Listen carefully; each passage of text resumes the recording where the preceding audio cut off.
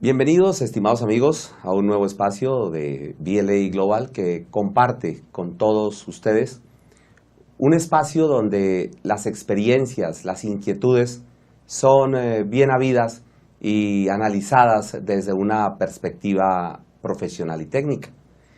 En esta ocasión hemos querido compartir con un muy apreciado amigo, con Rosenberg Ramírez, un contador público, quien gracias a sus distintas inquietudes pues, nos permite retroalimentar y reafirmar si lo que de una u otra manera estamos haciendo es correcto o nos llama la atención en algo para puntualizarlo. Y precisamente ese es el objetivo de tenerlo el día de hoy aquí en BLA. Bienvenido, Rosenberg. Muchas gracias. Muchas gracias, doctor Edmundo, por la invitación. La idea de este espacio es aprovechar al máximo este tiempo para plantear unas inquietudes que hemos recogido o he recogido de nuestra comunidad contable, ¿no? Correcto. Y saber en caso de una visita de cualquier ente de control, llámese superintendencia de sociedad, llámese DIAN, a qué estamos atenidos o a qué estamos expuestos en el caso de que no sepamos tener en orden las inquietudes. Y son estas. Entonces vamos a mirarlas. La primera inquietud es ¿por qué la DIAN obligó a actualizar el RUC con la responsabilidad 42 y escoger el grupo contable al que pertenece según la clasificación de las normas internacionales de información financiera NIF y el sistema de control de diferencias, registro obligatorio o libro tributario? Bueno, eso me parece importante arrancar desde cómo nace toda esta serie de circunstancias. Lo primero que tenemos es que en el año 2014 salió el decreto 2548. Ese decreto 2548 nos puso una nueva obligación que era definir cómo íbamos a manejar la información para efectos fiscales y la información para efectos contables, que surge de la ley 1607 y específicamente su artículo 165, donde la Administración de Impuestos dijo en su momento, a partir del 2013 no me toquen nada, déjenme las cosas como están y cuando empecemos esta dualidad, por llamarlo de alguna manera, NIF fiscal, me voy a tomar 4 años. Situación que hoy en día, pues pasados solo 2 años, pues ya tenemos otro escenario. Pero en su momento, esa obligación demandaba que cada empresa hiciera un análisis de sus diferencias. ¿Qué tanto es que cambiaba este tema entre la información basada en efectos fiscales y la información basada en efectos contables? Y había que seleccionar si yo iba a manejar solamente diferencias, porque no valía la pena tener gran cantidad de información, o manejar un libro tributario. Eso más adelante lo podemos ampliar, pero digamos ese es el nacimiento de esa obligación. Situación que quiero dejarlo claro a la fecha de emisión de este video, que estamos en marzo del 2017, todavía el gobierno nacional no ha reglamentado si vamos a continuar bajo esta misma metodología o vamos a cambiar de metodología. Asunto explícitamente claro que debemos tener. Algunas personas ya han hecho cambios y todavía el gobierno no ha dicho nada. Y si no ha dicho nada, la norma, cualquiera que salga, empieza a regir desde el 1 de enero del 2017. Ok, doctor, muchas gracias. Otra de las inquietudes es que se han planteado la siguiente: ¿en qué se diferencia manejar el control de diferencias por registro obligatorio del libro tributario? Bueno, el libro tributario, situación que es plenamente entendible a nivel mundial, porque eso no es un invento colombiano, ni es algo fruto de la creatividad de alguna persona que en la DIAN se le ocurrió manejar las cosas. En muchos países se aplica. Habrá otros donde no haya necesidad, pero hay países donde sí se necesita, se requiere. Lo que le llamamos el multilibro. Eso lo tienen grandes programas, como programas tales como Oracle, como SAP, la versión grande de SAP, donde maneja ledgers, diferenciadores de información, no solamente para libro fiscal, sino también para cuando una empresa tiene diferentes tipos de manejo contable. Vamos a colocar un ejemplo. La Fundación Carvajal, la organización Carvajal tiene sedes en distintos países del mundo, entre ellos Centroamérica.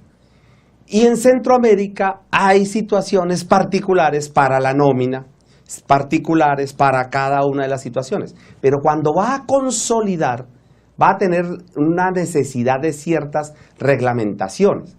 Entonces utiliza distintos libros para poder entender ese tipo de información. O sea, de que, primero que todo, el libro tributario surge de algo de una práctica mundial, normal. Cualquier persona que quiera averiguarlo en internet lo va a encontrar. Eso no es nada, no estoy diciendo nada, digamos, salido de los cabellos, algo que se utiliza como herramienta a nivel mundial. Una multinacional que tenga, por ejemplo, sede en los Estados Unidos, donde no usan NIF, sino US GAAP, pues entonces necesitará un libro para NIF y otro libro para US GAAP, mínimo. Y si en Perú tienen otra connotación, pues necesitará NIF, US GAAP y lo que se maneja en Perú. Que a pesar de que la gente dice que en Perú se aplica NIF, pero en este momento, al 2017, está suspendido ese proceso. Entonces, esa situación del libro tributario es la posibilidad de llevar de manera separada, pero distintiva, pero de manera unificada, una información para propósitos fiscales y otra información para propósitos contables. Dado que existen muchas diferencias, y quiero que siempre enfaticemos en eso, el libro tributario nace cuando una empresa tiene muchísimas diferencias. Claramente lo dice el decreto 2548 y conceptos de la DIAN en esta materia. El libro de diferencias o el registro de diferencias es para aquellas empresas que tienen pocas diferencias y pues no necesitan mayores controles. Pero más adelante podemos ir ampliando tipos de diferencias que me pueden inclinar por un libro o por dos libros, incluso planeando la información exógena futura que va a emitir una empresa. Porque si yo tengo en un solo libro y no tengo de la manera adecuada la información, puedo llegar a presentar una información exógena equivocada y basada en información no adecuada. Tocaría tenerla muy, muy plenamente identificada este tipo de información. Listo, doctor. Entonces, de esta pregunta, de estos cuestionamientos pues, que acabamos de ir resolviendo con usted, estas inquietudes, en la comunidad contable se ha presentado constantemente la siguiente inquietud: ¿por qué el programa contable debe manejar el doble libre? ¿Por qué no manejarlo en Excel? Bueno, ahí tenemos que remitirnos explícitamente a los artículos 772 al 775 del Estatuto Tributario, donde habla del valor probatorio de la contabilidad.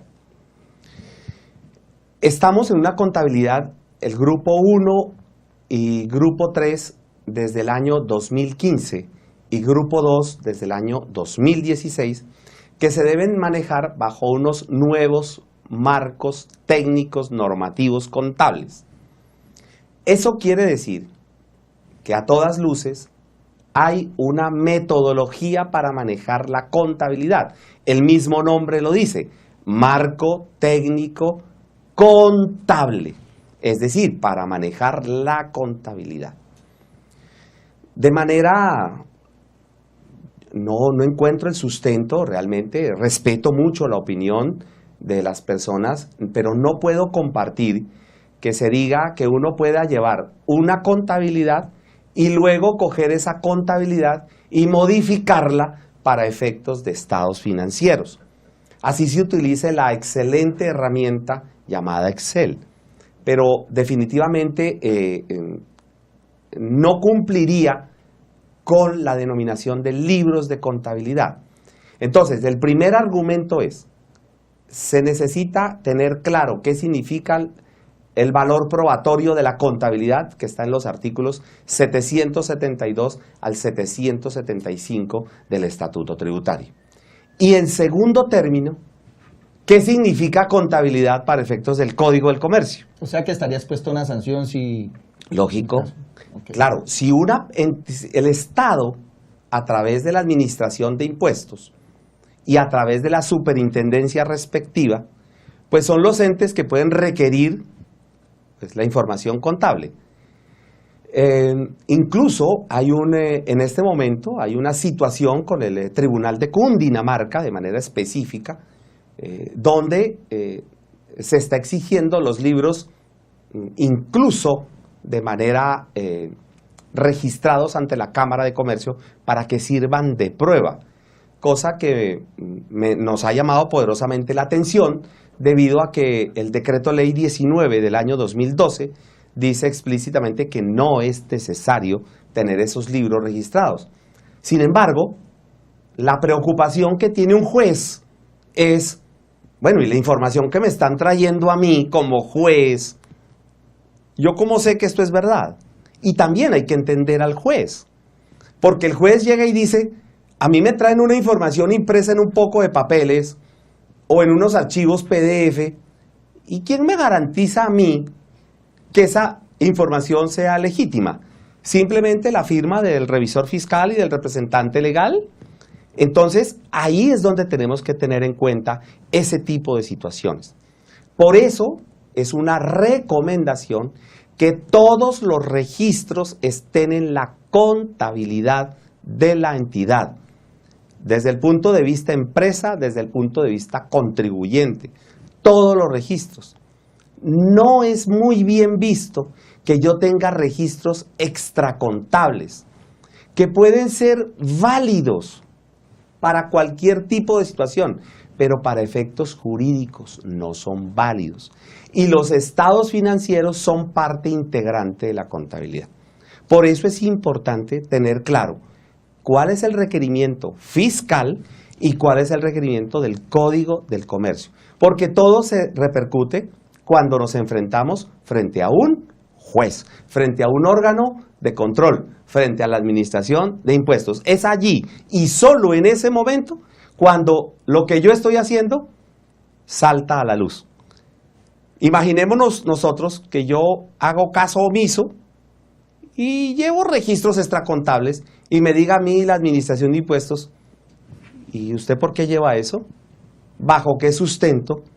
Y yo no tenga el suficiente argumento para tener que manejarlo. ¿Y usted por qué estas valoraciones los tiene acá? O me lo pida el ente de control y vigilancia. Entonces, ahí considero que debemos fundamentar ese punto. Ok, mi doctor, muchas gracias. A raíz de eso también se ha presentado la inquietud con el doble CARDES en los software contables, porque la gente argumenta o pregunta, ¿es obligatorio tener el doble CARDES o no es obligatorio tener el doble CARDES en los programas contables? Bueno, eso nace de una necesidad dependiendo, volvemos otra vez al tema de las diferencias. ¿Cómo manejamos nosotros las diferencias? Una de las diferencias puede ser el deterioro de inventario. ¿Qué significa deterioro de inventario? Que yo le tengo que hacer un ajuste al inventario que está bajo el marco técnico, pero no lo hago para efectos fiscales. Lo cual significa que el costo del inventario me quedó distinto. Ahora, si el problema es con un ítem de inventario, posiblemente no haya problema. Pero si son varios ítems de inventario, posiblemente sí haya problema. Esa es la primera situación. La segunda situación, yo traigo una información del 2016 para atrás, que se manejaba con otra metodología. Y la Administración de Impuestos me dice, a mí no me toque las bases del 2016 para atrás. Muévamelas del 2017 en adelante, del 1 de enero del 2017 en adelante. ¿Eso qué significa? El costeo del 2016, ¿cómo lo estoy haciendo en el 2017? Entonces, esto, en últimas, lo que estamos diciendo es que se debe tener en cuenta las diferencias. De esa conclusión nacerá si debo llevar un doble Cardex o no lo voy a necesitar. Porque puede ser que es una diferencia muy básica de manejar y no necesito un doble Cardex. O que el movimiento es muy grande y debo manejar un doble Cardex. Por ejemplo, las empresas que tienen mercancía en consignación. La mercancía en consignación es un activo controlado por la empresa. Al ser un activo controlado por la empresa, hace parte de la contabilidad de la empresa. Por ejemplo, y es algo que se debe tener en cuenta cada vez que un empresario haga un contrato de mercancía en consignación. Hago énfasis en la palabra recurso controlado porque esa misma expresión la incorporó el Estatuto Tributario en su definición de patrimonio bruto. Entonces, por eso es importante ahora, con el surgimiento de la reforma tributaria, tener en cuenta que también hay que manejar los recursos controlados, no solo para efectos contables, sino también ahora para efectos fiscales. Ok, doctor. Con la reforma tributaria reciente, ¿sí? La ley 1819 del año 2016, ¿qué cambios se han presentado referente a este manejo del doble libro, doctor? Bueno, el artículo 772-1, 772-1, habla de la conciliación fiscal. Espero no haberme equivocado de artículo. Esa conciliación fiscal, ese artículo dice algo muy breve. La entidad deberá llevar registros de control o de conciliaciones. Vuelve y menciona dos alternativas. O es una conjunción que es A distinta de B. No es la misma. No es I, es O. Y O significa, puedes tener la alternativa A, puedes tener la alternativa B. ¿Cuál es el problema de esta conciliación? Que el Estado manifestó a través de la reforma tributaria que la va a reglamentar.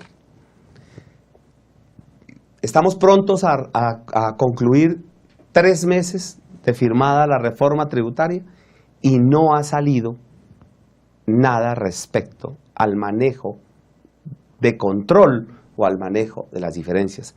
Pero sí colocó el regaño. ¿Cuál es el regaño? El que no lleve esos registros de control, esos registros de conciliación, será objeto de sanción por libros de contabilidad.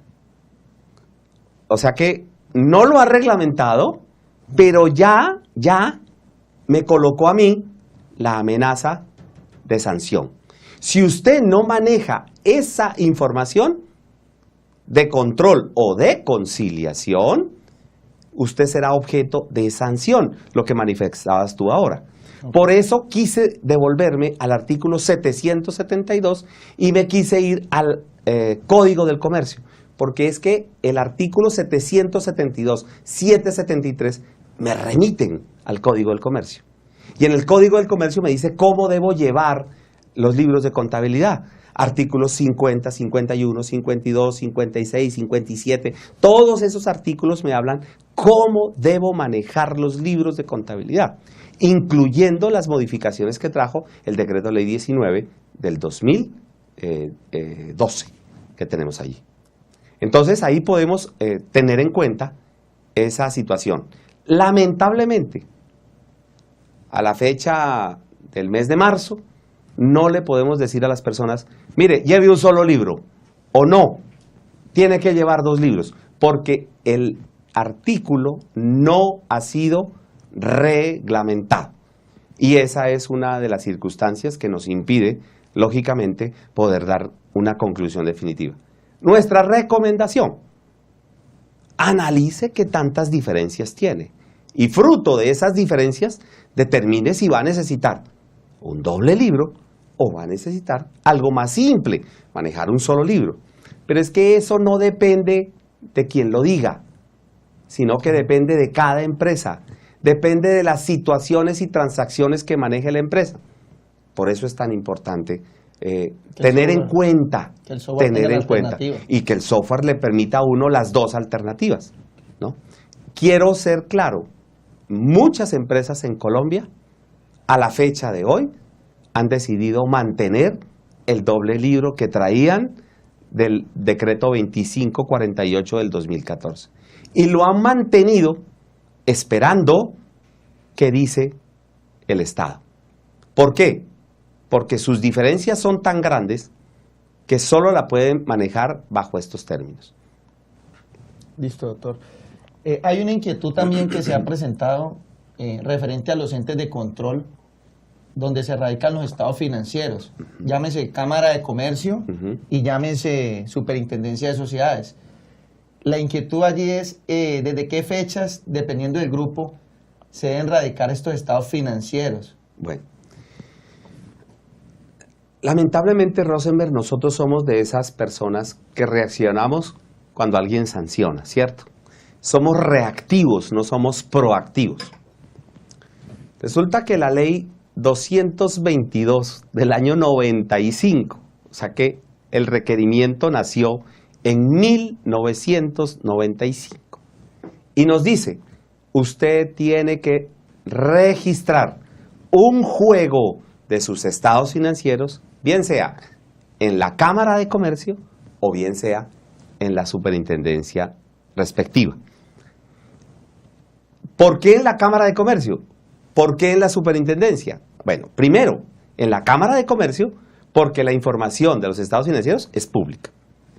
¿Por qué colocó la alternativa de las superintendencias? Resulta que los órganos de control y vigilancia, llamados superintendencias, las superintendencias de sociedades, de transporte, de salud, etcétera, etcétera, todas las superintendencias, exigen cada año un juego de sus estados financieros. Entonces la norma dice, pues no puede estarlo enviando a 2 lados o registrarlo en 2 lados.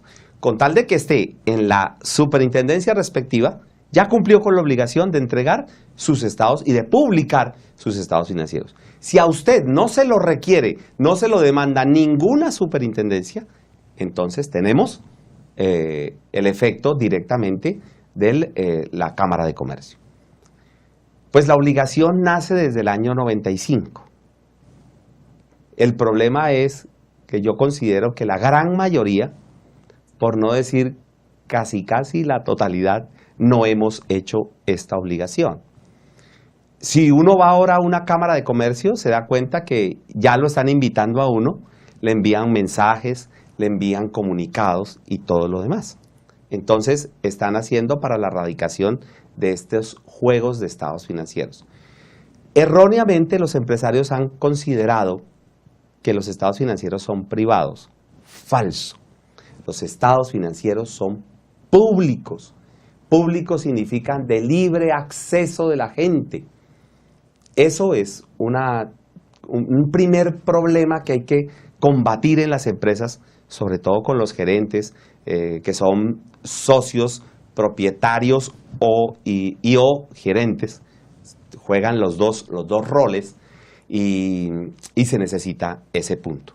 ¿Ven? Doctor, de este punto que acaba de aclarar, la inquietud también que se presenta es porque la misma Cámara pues no te dice y uno como contador está en la obligación, sí. Y hay esta inquietud. ¿A partir de cuándo van bajo NIF? Bajo NIF debieron ir Grupo 1 a partir del 2015 y Grupo 2 a partir del 2016. Esa es la obligación que tienen eso. El Grupo 3, que arrancó también en el 2015, maneja una variación de las NIF, conocido como contabilidad simplificada. Es un pequeñísimo marco técnico, muy simple, que incluso nos pide que si algo no está en ese marco técnico, acudamos a la NIF para las pymes. Dicho sea de paso, la Fundación IFRS emitió hace algunos años, en el año 2011, un manual de cómo implementar la NIF para las pymes en microempresas, ¿no? Lógicamente, pues no se implementa todo, sino los temas que maneja la microempresa. Pero es obligatorio porque hay gente que... Es que el problema es que nos quedamos anclados en un falso 2649. Y me excuso por decir la palabra falso, es porque lo que manejamos de 2649 no está ceñido a 2649. Hay muchos errores. Por ejemplo, errores elementales. Se envía la mercancía y no se factura. Es un error elemental de causación, violatorio del decreto 2649, violatorio del artículo 27 del Estatuto Tributario anterior al 2016. Correcto. Pero, ¿cuál es el problema? Así se ha hecho toda la vida. Yo quiero finalizar esta serie de preguntas que me has hecho en enfatizar las diferencias. ¿Cuáles son las diferencias que obligarían a que una persona maneje o se incline por el doble libro por facilidad? Primera, si estoy manejando activos biológicos, cultivos, animales. Los activos biológicos todos se manejan a valor razonable. Por lo tanto, nada que tenga que ver con valor razonable lo acepta el Estatuto Tributario. Entonces, ¿qué es lo mejor? Que las empresas hagan un acondicionamiento que les permita manejar las cosas a valor nominal. Es más, la metodología de medición es distinta a la que pide el Estatuto Tributario. Entonces ya encontramos los que están en el sector de agricultura, el sector pecuario, van a tener la primera dificultad. La recomendación, porque no es una obligación, es tener el doble libro. Es una recomendación. Eso yo le aseguro que le facilitaría al contador. En lugar de irse en contra, le va a facilitar. En eso también debe tener en cuenta el programa que va a utilizar, porque hay programas que para utilizar el doble libro es más el trabajo que la ayuda. Entonces ahí también hay que tener en cuenta eso. Otra situación, el manejo de títulos, valores y de créditos. ¿Por qué? Porque los intereses se manejan de manera lineal para efecto fiscal y de manera del costo amortizado para efectos de NIF. Son dos metodologías distintas. Tercero, los que manejan créditos de fomento, que son normalmente otorgados por los fondos de financiamiento agropecuario o fondos de financiamiento del sector industrial. Entonces allí van a tener. ¿Por qué? Porque son tasas subsidiadas y hay que generar la diferencia entre esas tasas subsidiadas.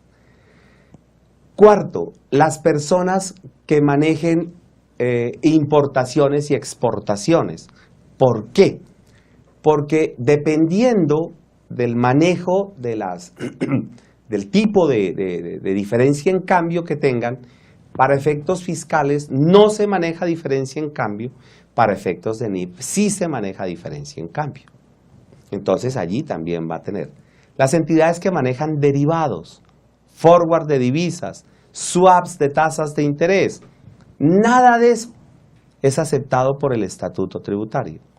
Las entidades que manejan deterioro de cartera, deterioro de inventario, deterioro de propiedad, planta y equipo. Y me devuelvo a tu pregunta del Cardex. Una empresa productora que valorizó una maquinaria, que la maquinaria, además de valorizarla, otra estaba totalmente depreciada. Ahora nuevamente la va a depreciar. Ese ese valor de la depreciación hace parte del costo de producción. Ese costo de producción es distinto del costo fiscal, porque ese costo no se lo van a aceptar fiscalmente, porque ya se lo aceptaron en periodos anteriores, o si es una valorización, pues no se lo van a tener en cuenta. Y debo tener mi soporte contable. Es correcto, porque eso entre otras cosas, el gobierno en la reforma tributaria manejó otra cláusula de esas que le generan a uno como susto. La DIAN se reserva el derecho de tener la plena facultad de revisar cómo se está manejando la información de los marcos técnicos normativos contables para efectos fiscales. Entonces, yo creo que la experiencia, y en eso me acojo a un dicho popular que dice que más hable el diablo por viejo que por diablo, donde uno tiene que prever lo que posiblemente pase en el futuro. Es imposible para nosotros recomendarle a alguien que obligatoriamente maneje doble libro o que tranquilo, no se preocupe, no maneje doble libro. Creo que la responsabilidad es analice las diferencias de su empresa y concluido eso, ahora sí haga. Porque todo esto tiene efectos en los estados financieros. Para mí lo que lo que yo puedo plantear es que también se ha escuchado que una factura se puede hacer en Excel. Eso es prácticamente lo mismo. Una factura no se podría hacer en Excel porque no cumple con los requisitos, digámoslo, de estar inscrito ante la DIAN, a no ser que sea mediante una casa de software. Pero claro. La situación es similar. Es similar, ¿por qué? Porque hay unos requerimientos para la factura. Y ahora que dices la factura, te doy el caso, por ejemplo, de una empresa que su cliente no le reciba las facturas, le devuelva la mercancía. Perdón, le devuelva la mercancía, no, le devuelva la factura si acaso la ha radicado. Y en muchos casos toca repetir las facturas, anular las facturas. Nosotros hemos sido muy insistentes en que eso, a pesar de ser una costumbre muy arraigada en la comunidad contable, es un error fiscal sancionable desde todo punto de vista, incluso donde se puede desconocer el IVA descontable, donde se puede tener todo ese tipo de situaciones. Cuando teníamos el CRE o ahora la autorrenta, pues entonces también habría un problema de generación de ese tipo de recaudo, y todo eso son generación de sanciones. Mi recomendación final, Rosenberg, es: haga una pausa. Creo que la comunidad contable está suficientemente informada. Creo que tiene que tener en cuenta qué está pasando. Sabe el profesional que es él el que tiene que responder. Cuando lo requiera la DIAN, lo requiera las supersociedades, de nada le va a servir que haya asistido a 20,000 conferencias donde le dijeron A, B, C o D, sino que va a ser lo que es. Lo que es. Y el tema es que considero que el tema radica es en las diferencias.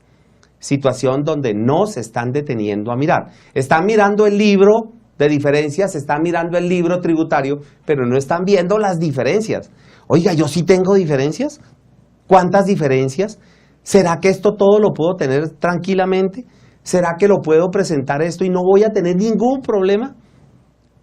Finalmente, creo que hay que pensar como pensaría una persona de fiscalización. Yo no sé si no he gozado de visitas de buenos, entre comillas, funcionarios, sino que me han tocado los más rudos. Pero a mí me han pedido hasta la partida de nacimiento de la persona que hace la contabilidad. Piden de todo. Es mejor que sobrino. El RUT al nivel de detalle. ¿Y usted por qué no tiene? Mire que no tuvo en cuenta la actividad comercial. Mire que este RUT no está actualizado. Mire que esta persona no existe en la base de datos de la administración. Mire que cuando usted la recibió sí estaba inscrito, pero cuando el señor posteriormente se retiró. Yo digo, oiga, pero es que yo cómo voy a estar controlando que una persona se retire o no se retire. Todos esos efectos nos han tocado. O con la UGPP, para efectos de beneficios a empleados. Aquellas personas que tienen vehículos que los utilizan los dueños. Y la UGPP ya está diciendo, oiga, ese ingreso laboral no me lo está colocando en la contribución de los aportes a la seguridad social y demás. Eso yo lo demando. Entonces, todo ese tipo de cosas que solo vienen a tener efectos cuando ocurre un problema. O si no es con la DIAN, suponga que un socio se disgusta con el otro socio, que la empresa es de familia y se divorcian los dueños. Todo eso genera problemas porque después hay que entrar a demostrar información de carácter legal. Ahí tienes, Rosenberg, al menos la recomendación desde el punto nuestro. Bueno, doctor, le agradezco enormemente el haber estado acá con usted y hasta una próxima oportunidad. Muchísimas gracias, Rosenberg, y esperamos contar con todos ustedes aquí en BLA para compartir experiencias.